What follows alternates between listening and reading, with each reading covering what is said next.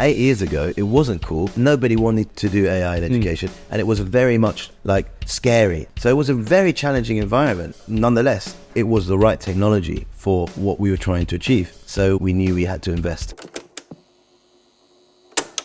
Welcome back to Wise on Air, the show where we talk to the world's leading minds on the future of education. My name is Bassem, producer of the show. As AI advances at a rapid clip, all eyes are on the technology and its creators. But even some of its pioneers are raising concerns. Now, we've spoken to CEO of OpenAI, Sam Altman, in a previous episode on his outlook for the technology. And now Geoffrey Hinton, known as the godfather of AI, recently made waves when he quit Google and warned about growing dangers in the field. Now, in this interview with the BBC, Hinton said AI chatbots like ChatGPT and Google Bard could soon eclipse humans in general knowledge. He warned those systems may create sub-goals like "I need to get more power" if put in the wrong hands. Hinton joins other experts calling for a pause on advanced AI to implement safety measures, but he also acknowledges the benefits, saying in the shorter term, he believes AI would deliver many more benefits than risks. Well, clearly, even creators themselves have not been immune to the shock of rapid advancement in this technology. Hinton's comments highlight the debates swirling around AI, its immense potential, but also risks if not developed responsibly. And on this podcast, we continue to delve deeper, searching for answers on what this entails for the future of our education systems. What are your thoughts on Hinton's comments? Let us know by reaching out to us on our social media channels through the links in the description. To unpack how AI is already changing industries, Wise director and host of this episode, Elyas spoke with Chibeza Agley, co-founder and CEO of Obrizum, a company using AI to revolutionize corporate training and learning. Obrizum is also one of our esteemed Wise Edtech Accelerator cohort members and have been partners with us for a very long time. Chibeza has been working with AI for over a decade.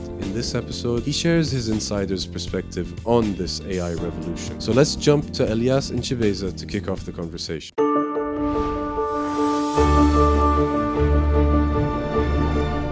Morning. You've been a friend of Wise for many years. Actually, you joined the accelerator from the very early years. You started your company in 2015, if I'm not mistaken. That's correct. And I'm actually very curious to understand, you were a PhD student or you were pursuing your study at Cambridge, and then you saw the light and say, okay, I want to move and create my company. Get us into the journey. The journey. It was an interesting journey. It wasn't necessarily linear, which is like all good things. Sometimes they take a bit of a roundabout route to get to the good endpoint.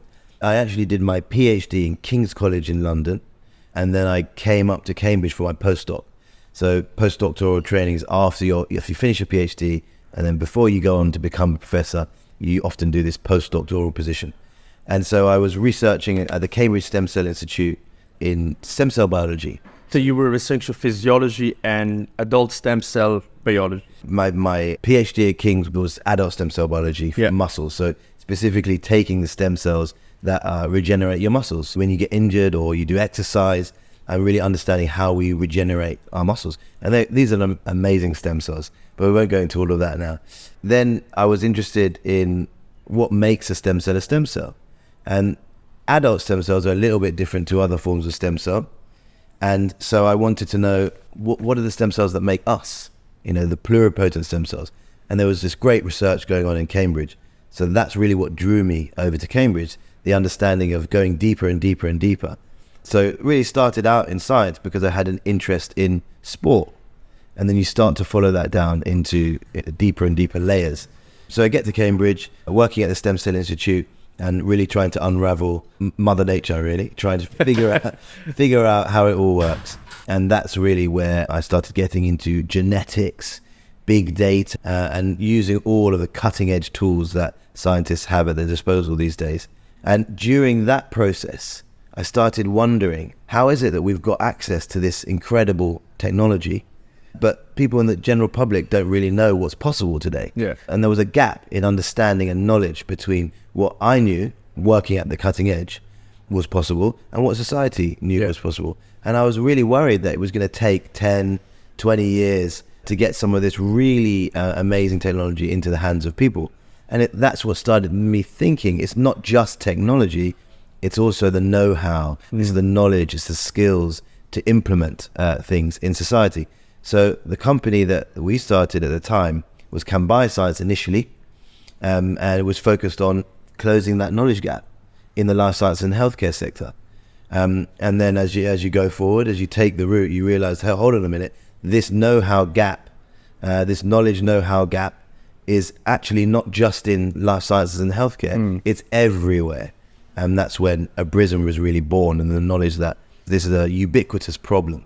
Were you dreaming of something like this when you were a kid? Can you recall anything in your youth about being connected to science, to entrepreneurship? Definitely. There's always been a connection to science and technology. I think we found one of my old reports when I was, a child, and it wrote in there, one day I will be a scientist. And really, I think of myself as an inventor more than anything. When I self-reflect on what makes me me, what makes me get up and go in the morning, I love inventing things, and science gave me that.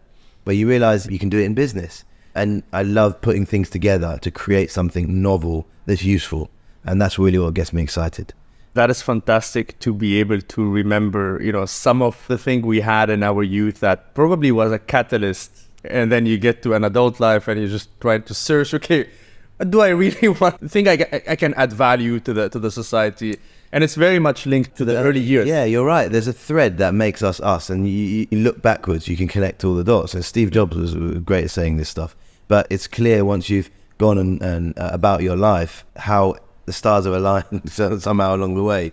And the things that make you special, the things that motivate you and interest you, often help you throughout your life. And I've always been quite a detail-oriented person who needs to really get things done to the extent that I'm happy with. And that has also really helped me. I love this part of understanding how you decided to pursue this field in a way. And I always wonder how much the balance between serendipities versus control over the pathway. Yeah, I was actually thinking about this. And I was thinking about this quite a lot, actually. Recently, when I was opening up and the application letters that I wrote for various different parts of my life, there's all these other routes that I could have gone. But in the end, I think the route that I'm on now is the perfect one for me, is the right one for me. So there is a balance. Yeah.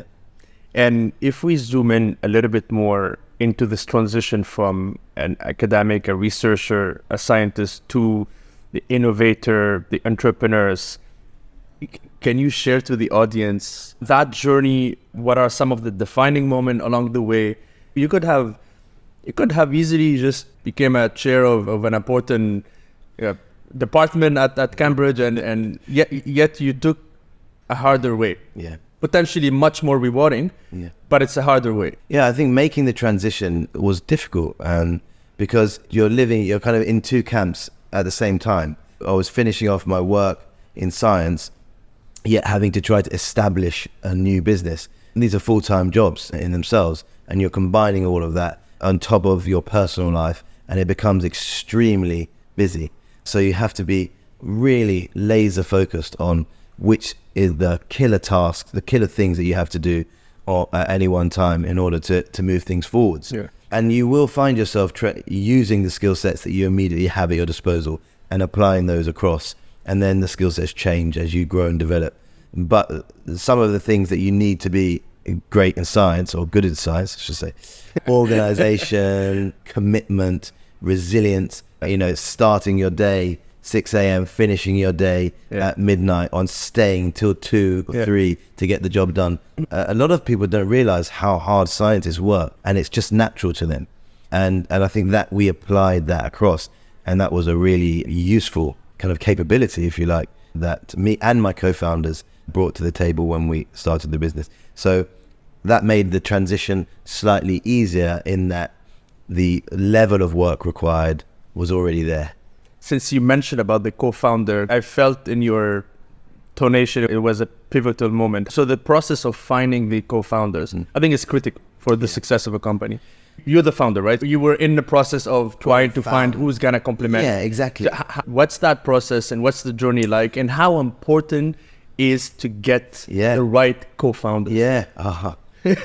It's everything, I think the first thing is realizing that trying to do everything on your own is probably a bad idea. Because in many cases, right? Yeah. Trying to do everything completely by yourself. So, and looking for complementary skill sets and also energy, right, that other people can bring to the battle. And I think I respected that. I wanted people that were going to bring that energy, and I find myself motivated by social interactions, by getting excited about ideas with other people, and that motivates me. Also, being accountable to others motivates me. So therefore, the right co-founders I felt were going to help get this business to where it needed to be, this idea, this business. And then I met Dr. Sarah Churi and Dr. Jürgen Fink. At that time, Jürgen hadn't yet even finished his PhD. But they were in my local environment. They were both working at the Stem Cell Institute, and both amazing for different reasons. So you take Jürgen, for example, extremely regimented, on it, incredible scientist. Everybody knew he was excellent at his work. And I just thought, when you look around, I want to work with the very best, and he's clearly one of the very best. How you convince them if they are the best and they have options? Yeah, exactly. Well, I think it's, you convey your passion and belief, and they have to also believe that you are excellent, right? So they have to see something in you as well. And if you both see something in each other, you can skip a few steps. And then, you just have to define the route forward and commit. And they both did that. Again, Sarah's side was problem solving. So she was never scared of a problem. You'd find something extremely difficult or challenging, and everyone else would be like, oh no, this is awful, I hate this. Her and mind she'd be like coming up with solutions and enjoying it. So it was like, there's just no fear of the issue or the problem. And those two things together, and many other skill sets, have been invaluable over the years. They were complementing some of the weaknesses you obviously have, but that's the strength of a team, right? That's also a good leader. What is a good leader? In my view, a good leader knows his strengths and weaknesses. Absolutely. And he will go and look for, who's gonna fill this gap. Absolutely. Is complementary skill sets, and realizing what others are good at, and the bits that you realize that you can bring to the table and do really well, and let other people be awesome at what they are excellent at. There's a certain humility that if you want to lead people, you just have to do. You have to learn that. It's very helpful to be humble in what you're able to achieve by yourself and what you might be able to achieve with others. And I've had no issue with that. So you were not working directly with them initially. They were in your environment. You knew who they are, but you kind of never collaborated, but you just knew, We collaborated little bits and pieces, because in science it's quite an individual, sometimes it's quite an individual world, although you have research groups. And Sarah was part of one of the research groups that I was working with, and Jürgen was a different one. Everyone has their own project. So you're very kind of building a business in a way. You're building a business case for this thing that you need to prove, and it becomes really your own thing. So we were in the vicinity, but we're not directly working on exactly the same products. What I like from your journey, and I call you Beza as a friend. So for the audience, Beza for friends. The full name is Chibeza. What I love from your journey is, in my view, you're not a typical entrepreneurs in the sense of you're not a dropout. You went from an academic to entrepreneurship, and I really want to focus on that because it probably comes with a different approach to entrepreneurship or not.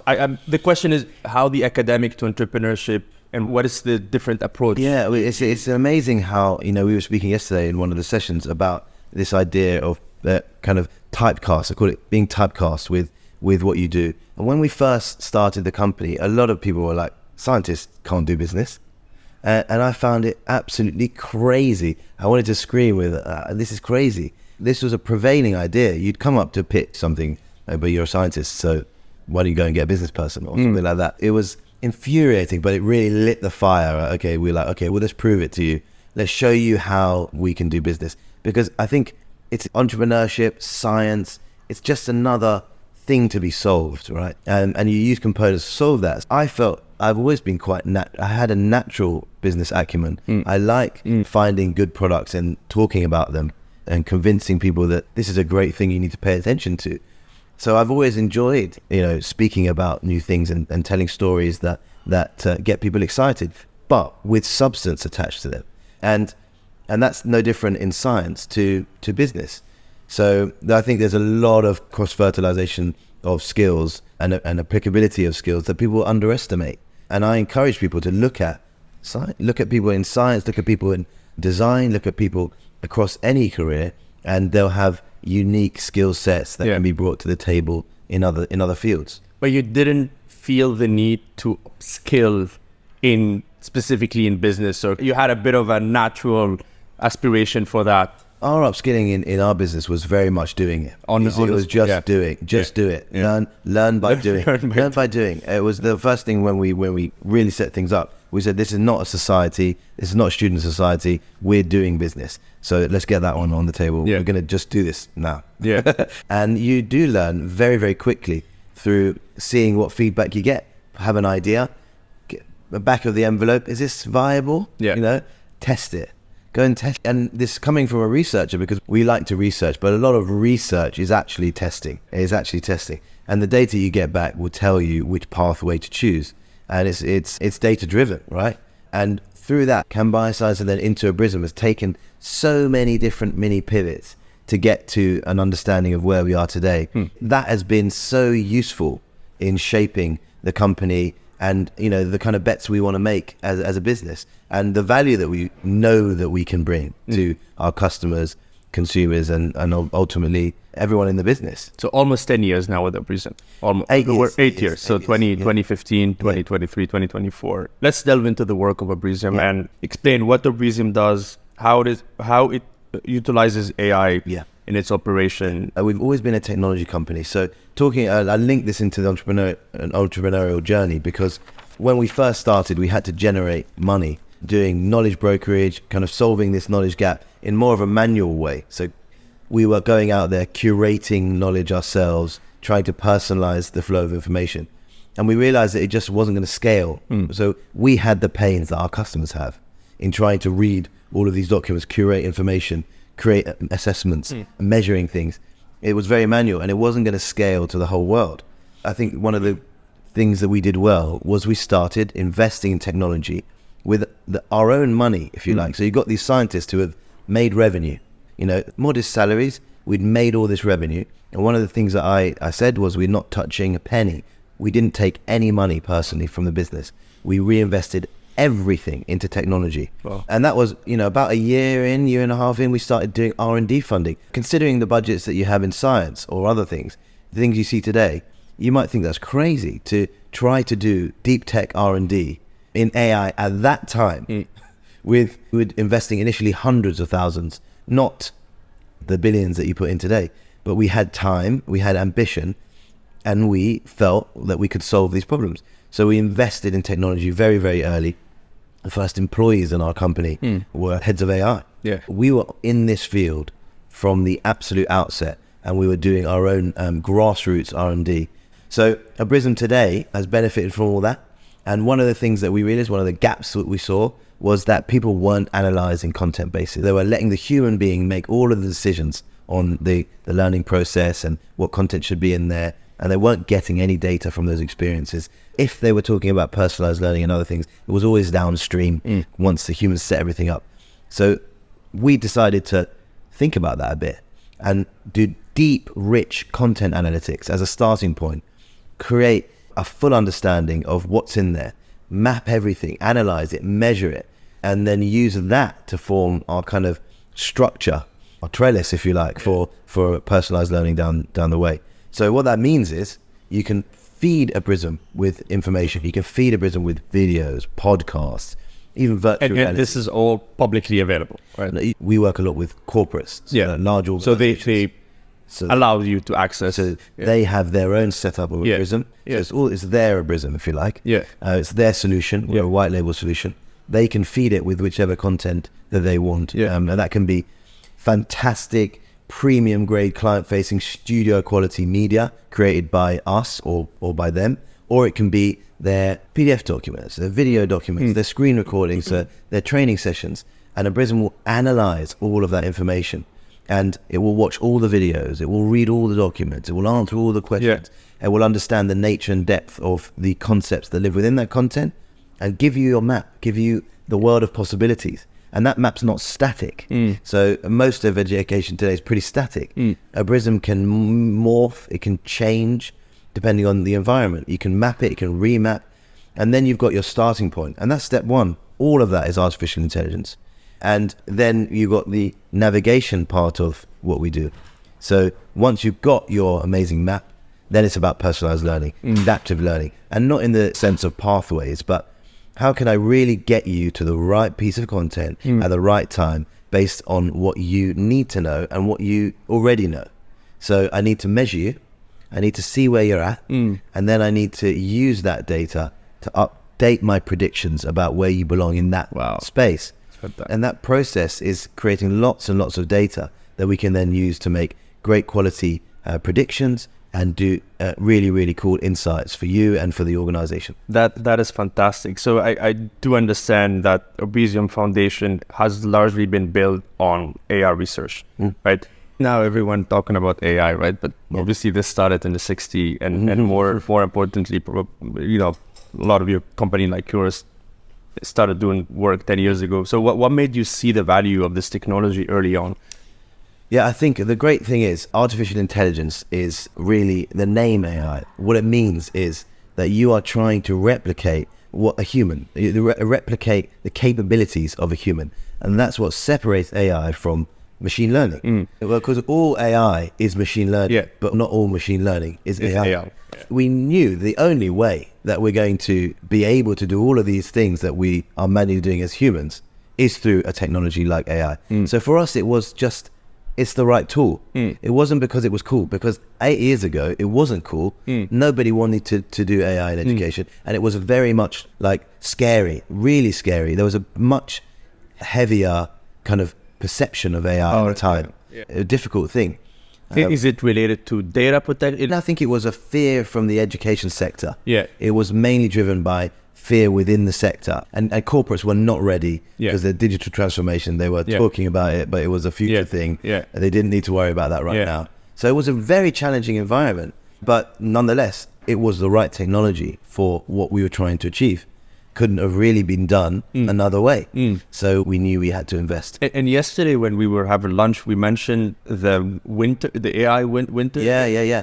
That's a pivotal, important historical moment because AI technology started kind of the first experimentation started in the 60s. Well, you could go many years. I mean, this isn't the first time AI has been with us. There's been many cycles of AI coming up, disappearing, coming. AI winter, when the famous Dartmouth conference, where they were very convinced that they were going to be able to have it completely cracked in a couple of years' time because everything's codified. So what if everything's codified? Then we should be able to essentially crack human intelligence in a few years. And of course, it didn't happen.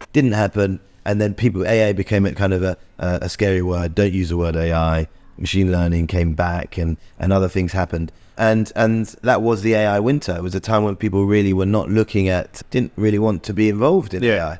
Is it scary because some people associate it to be closer to, for example, how the brain function? And I know we're not close because it's so much more complex. One of the things I don't even know. So what's the percentage of our knowledge when it comes to knowing how our brain functions? From my opinion, I mean, I've had the pleasure of seeing what the scientists get up to. I was there doing all these tools. It's remarkable how little we know about the brain, really. 5%, 10%. I wouldn't. We cannot even. I wouldn't want to put a number. There is great strides forward happening all the time with the tools that we have available now. Things are really picking up pace, and there's some exciting developments. But that notwithstanding, it is just the biggest area that's undiscovered for us, really, about how it really works. How do we really produce this computation that we've got, the capabilities that we have? And it's not going to be exactly the same as what we see in deep neural networks. It's just not. There's going to be some comparable similarities to the output, but there's something else is going on. I want to have your thought on some of the impact with the work you're doing with Obrizum, and if you can provide some examples of how AI is instrumental in addressing challenges. We've kind of been thinking a lot about what we're bringing to the table as a company, not just for ourselves, but for our customers, and for solving problems, addressing real issues and challenges that are out there. And we really focus on Obrizum. Actually, if you take the name Obrizum, it's Latin for pure gold, but in Roman times, it became synonymous with assessment because of the way in which gold was tested. So Obrizum it means assayed and tested. And we love that because it's all about measurement and testing. And it was because of the way gold was tested in the time, in those days, by putting it into fire, you know. And the more you put gold into fire, the more you test gold, the better it gets. Whereas lesser metals, you know, you can just melt away and you can see them for what they are. Gold is better and better and better the more you test it and measure it. And so for us, because we're all about collecting data throughout the process, not just summative processes at the end, collecting data as people are developing and using that data then to help navigate individuals through personalized experiences that are really personalized for them. So that's what gets us excited. It's the measurement bit that people weren't doing good quality measurement with good quality data. You know, our mission is to become the world leader in the measurement and optimization of human knowledge transfer in digital environments. Wow. And we really feel that there's a gap there that we could fill. We're thinking about, we care about getting that great quality measurement, quantifying things, and then proving it. So when we go into organizations, what problems are we solving? You and I are busy, right? We don't have time to read and review absolutely everything that we might want to work with and decide whether it's going to be useful for us in different contexts. With AI, that can be done in seconds sometimes. We can read whole libraries of content, and if we know what we're looking for, we can get it immediately. So being able to help give insights immediately on content bases and take that curation and manual labeling away from people, it saves a tremendous amount of time. Tremendous amount of time. And time is money, especially in business and other contexts. So we are giving back money, we're saving money straight away.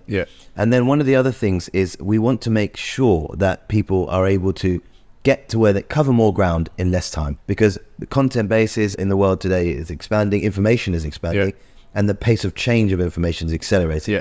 So we made a bet, we're quite strong on saying that traditional linear models of module 1, module 2, module 3, module 4 we can believe wholeheartedly it's going to collapse, because there's only so many courses that one could do in a week. And if everything's going like that, I'm never going to carry it. If I do it linearly, I am never going to get there. So we're going to run out, you know, we need a different way of thinking about it. So it needs to be more atomic, it needs to be more predictive. I need to be able to make jumps. I have to, otherwise I won't cover the ground. Changing that model so that we're able to do that. So we measure things like speed to competency or speed to certification, depending on what that process is. So if the organization or the manager can think about a level that that's acceptable across the concepts or areas that they want to train people in, and then we get them there as quickly as possible using AI, using predictive modeling. So we get them there as quickly as we possibly can. And the cool thing about Obrizum is that you can't guess, game, or cheat the system. You really have to know what you're doing in order to progress. Is that you guarantee that? And we really thought about really cool ways of teasing that out of the data, because we weren't just thinking about producing a cool tech product. We're thinking about the data. And because we did that, we get results like this, where now, if you come into Obrizum, if you are already good, we'll tell you you're already good and we can get you to where you need to be. You just need to prove it. Off you go. If you're not and you're struggling, we're going to help dropping you down to lower levels of complexity in that space, give you the information you need to build your understanding more efficiently, measuring you, you're good. Right, let's go. And if you start trying to guess, game, or cheat, your points just fall off a cliff. And we know exactly when, where, and why it happened. So we've got the diagnostic capability within those spaces that others just don't have. So I find it really exciting to sell Obrizum, to talk about Obrizum, because we've got the data to prove it works. And that is just, it changes the way you have conversations with clients and partners. And you can do this across a diversity of sectors. Yes. But you go back to the research, what were the bits, the really big bits that we did crack with our budgets and our minds right at the start, is to thinking about solving the problem. So of course you initially start saying, I need to have something that's completely trained only on this sector and keep doubling down. But we were looking for those commonalities across. What happens when we're trying different things? And at some point we were like, that looks good. Oh, let's try it. That looks good. Try it in another sector. We've done it. So we found that we created an environment where we could do sector agnostic, subject agnostic, and level agnostic analysis that was useful. And the key thing is, as long as it's useful to a human being, it's valuable to them, and this takes all the time away from them, then you've done it. And through a bit of luck, trying 1,000 different things in lots of different configurations, we were able to achieve that. And so now we have clients that cross all sorts of different subject areas, but we're bringing similar value to them. So we're saving them time, we're giving them much better quality data and insights, we're delivering efficiency in learning, training and assessment. And who doesn't want better quality analytics and insights, right, that are going to tell you, and diagnostic capability to know why something happened. We recently had the pleasure of hosting Sam Altman in Doha in Qatar while he was doing his world tour.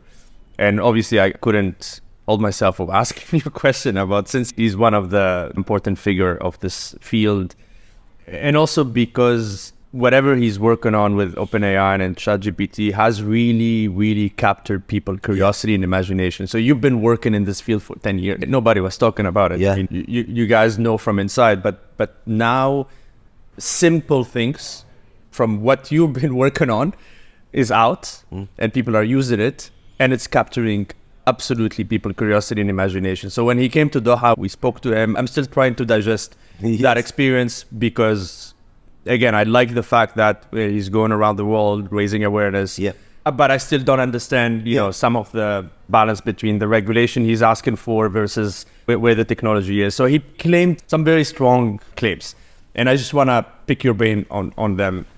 He made a parallel between the invention of the calculator and the fact that got us to study more calculus, and that basically brought up our productivity, I think 3x. And he believed that with the current tools of OpenAI and others, we might get productivity 30x. What's up? Look, I mean, this is what's different this time around, right? Is that everyone was ready to receive this time around. It was a different mentality around technology. I'm very pragmatic about the way I think about things. If people are finding it valuable, then it's valuable, you know, and people are using this technology, they're enjoying using aspects of it, there's value there. And if there's value there, there's business and market there, opportunity there, and there's some good to be done, right? And there's benefits to the world. So it's exciting to see that this technology is already delivering value to humans, right? And there's a long way to go. We're still relatively early. At the beginning. We're at the beginning of this process, of this new charge, if you like. Today, if people are talking about AI, they're really talking about generative AI and the work of companies like OpenAI. So they've done really well to achieve what they have in the time that they have, and to iterate. It's a fantastic combination of technology and business operating together.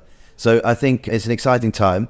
There will be issues that we need to face, but obviously Sam Altman is already calling out some of these challenges. There's potential for people to use this technology in a way that perhaps wasn't intended by the inventors, and there could be significant harm unless we really put the right kind of guardrails and safeguards in place. And I'm a big fan. We're looking at a pandemic level or nuclear war. We're not talking about frauding this and that. This is existential for humanity, at least the way they put it. I'm not sure about where the end point is for how bad it could all get, right? I mean, I think I'd like to start by just being pragmatic, sensible. What can we start doing now to ring fence the bits that we need to protect the users that are engaging with this technology? So I think we really do need to think long and hard. Regulation is a good idea in some of these things. It's just a good idea. And it doesn't have to inhibit, if it's done correctly, it doesn't have to inhibit innovation. It should empower innovation, in my view, actually, because the people that are inventing will do so in the view of humanity. All right. So I think just those things in mind. And we've always been excited about using transformer-based technologies. It's something that we've been researching and playing with for a long time. And again, the way we think about AI is right tool for the right job. So often people ask me, what AI do you use in Obrizum?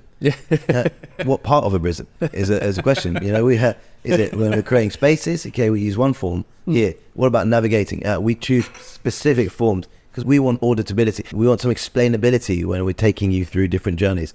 And what about computer vision or analytics? We can use the right tool for the right job at the right time. And we can invent with those tools. OpenAI, generative AI, and all of the other language models are tools in the arsenal to be used correctly and to be invented with. Yeah. To be invented with. It doesn't stop here, and I don't think it should. Again, some of the great discussions we're having with the rest of the WISE cohort members and the session yesterday, my worry was that people are going to just lean in and just stop inventing because you know, they will think, oh, well, it's already there now. Why would I invent? And then everyone's got the same features, the same technology, doing the same things, and that will never happen for us. We will keep inventing. We'll keep being brave. I think I'm in agreement with you on this because we're all unique and different. So even the way we're going to invent is going to be very much unique to us and our creativity. And this leads me to the next question, which is about the personalized learning experience, because we've been talking about it for many, many years. I started my journey with WISE 10 years ago. We're at the beginning of personalized learning, but we never really achieve it. And potentially now we are at a point where, you know what? I think this technology is going to allow the personalized learning experience. I'm seeing, and it's been great for me to take a step back and see that actually personalized learning as a field has gone like this. Massive expansion, because it's changed. The definition of what we'd call personalized learning today has changed. The reason I think it failed for so many years, and the reason why Obrizum was one of the early players to start to see success and traction with personalized learning, was two things. One was that we were not relying on the fixed structures that everybody else was. So I think people tried to apply personalized learning to traditional learning structures, and they're caught in the trap. If I've got to do things in this kind of table of contents, I'm already tied up. I'm tied up. Obrizum said, forget the structure. Let's look at the data. Let's look at content as data. Let's look at what you're trying to achieve and create new structures. And that allowed us to completely change. Are we going to have the policy following? Are we going to have a different type of accreditation or certification? Is it going to be obsolete? Because right now you still have a big chunk of the population trying to get certification because it's very much linked to the job market, right?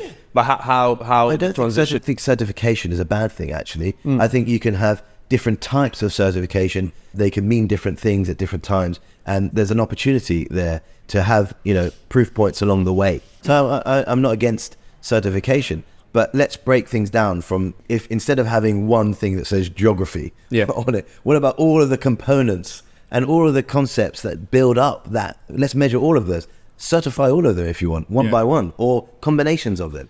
There's a lot of cool things that can be done there. So personalized learning is now, to me, meaning different things. So if you think about what Sam Altman and they're doing with ChatGPT, that's an aspect. That's an aspect, but one aspect of personalized learning, where you might have, be more conversational with some of this technology, again, done in the right way for the right reasons.